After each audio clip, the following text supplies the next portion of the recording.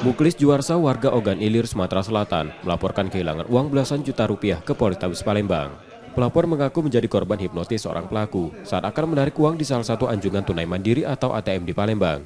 Ketika berada di ATM yang berada di salah satu hotel di Jalan Letkol Iskandar, Bukit Kecil, Palembang, pelapor dihampiri seseorang yang menawarkan bantuan untuk menarik uangnya. Setelah itu pelapor mengaku tak mengetahui kejadian selanjutnya dan uangnya di tabungan sudah terkuras.